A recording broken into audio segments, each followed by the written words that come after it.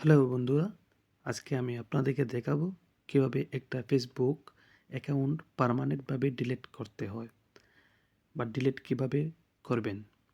তো আমরা ফেসবুকও log in করবো। এটা আমার প্রোফাইল।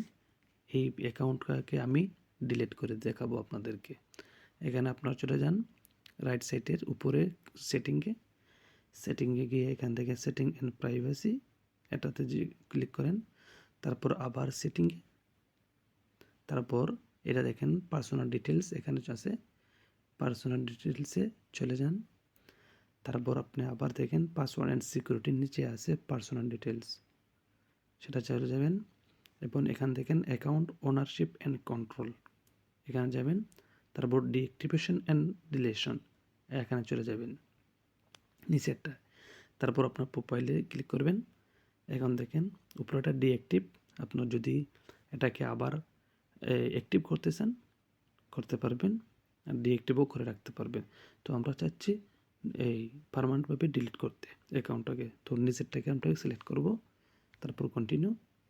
তারপর এখানে একটা রিজন দেখাতে হবে কী জন্য আপনি এটাকে ডিলিট করতে যাচ্ছেন। তো আমি দিয়ে দিচ্ছি last one, I no longer find Facebook useful, সেটাকে দিয়ে দিচ্ছি।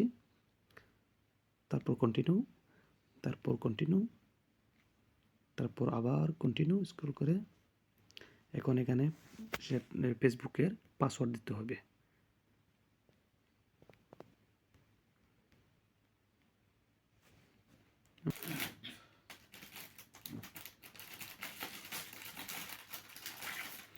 এখানে পাসওয়ার্ড দিবেন।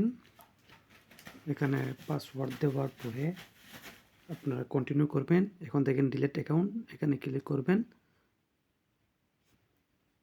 ক্লিক করার সাথে সাথে আপনার অ্যাকাউন্টটি ডিলিট হয়ে যাবে। একটু পরে ডিলিট, এই তো ডিলিট হয়ে গেছে।